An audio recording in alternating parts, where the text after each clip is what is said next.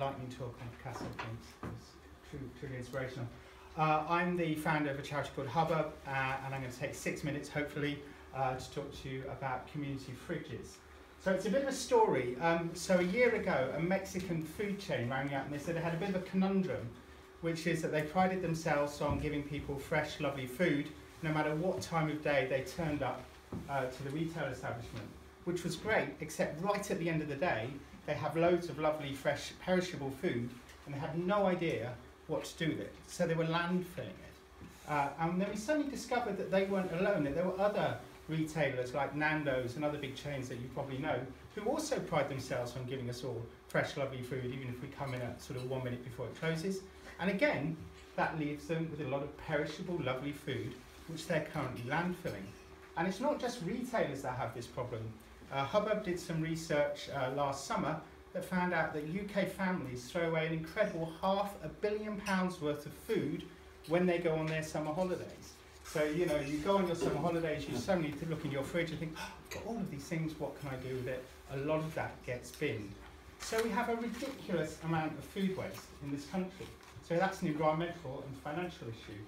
But on the other side of the coin, we have families in this country really struggling to put food on the table, especially healthy food. So a recent study by the Food Standards Agency found that 8% of adults in the UK struggle to put food on their table. So that's 3.7 million people in the UK regularly struggling to put food on the table. And we think that this is going to get worse. The pound is currently quite weak. We rely quite heavily on food imports. So the chances are we're going to see food inflation. We're not going to see wage inflation. So those families that are really struggling to pay bills are going to find it very, very hard. So we have this ridiculous situation in the UK where we've got food waste on one hand and food shortages on the other. And there's some amazing organisations out there who you probably know doing fantastic stuff redistributing food to those who need it most. So there's people like FareShare, the Trussell Trust, setting up food banks and food redistribution networks. But they mainly deal in food which isn't perishable. They have great establishments, they're really struggling to make the links work, and they certainly don't have the capacity to talk to individual families. So there's a problem about how do you get families and how do you get perishable food to those who need it most. And the Germans came up with the idea first of a solidarity fridge or a people's fridge. So in Berlin, they set up 12 fridges across the city where households and residents could take food, place it in the fridge, and then others in need could take it, or it could just be redistributed by charities. They have 110,000 members are a part of this network now. The Spanish saw it as well, and just outside Bilbao, they set up their solidarity fridge. And then gradually the idea came across to the UK, and we have the first community fridge was set up in Frome. There's now a people's fridge in Brixton, and the charity I was involved with set one up in Derbyshire. They sound really simple, but they're really complicated. There are massive food hygiene risks, safety risks, so the idea of just putting a fridge there is not going to work. And in fact, the Berlin network is currently at threat of closure because it's not meeting food standard requirements.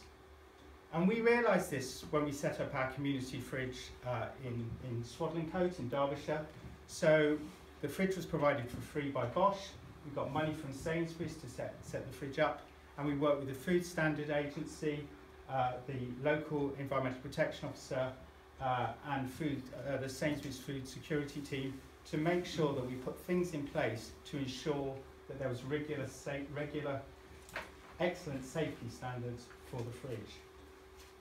And the response has been amazing. So Swadlincote's a small town. We're getting about a ton of food a month through the fridge. And I've just put some quotations here from people, from families who are really relishing the fact that they can get food, healthy food, which they couldn't get otherwise.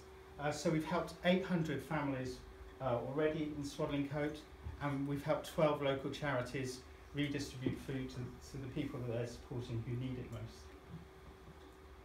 So the community fridge has been a great source of food. It's really helping us as a small charity. It makes a difference. These are the sort of things that we're getting in the book where we ask people to write their comments. And the demand is growing bigger and bigger and bigger. So Jamie Oliver saw the community fridge and put it on his programme. 60 community groups have approached us from all over the country, really interested in the idea. So Hubbub is the charity that's going to take this to scale. We were set up a year and a half ago. We take brilliant ideas, test them, and then spread them for free across the country.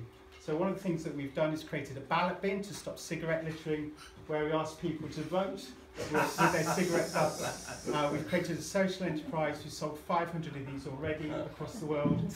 We've won 5 independent awards. So that's the sort of thing that we as a charity do. And what we want your support with is to help us to create a community network of fridges which are run safely, which are run economically viably, and which can help those people who are most in need to get the food they want from those organisations that have surplus perishable food available. Great, thank you.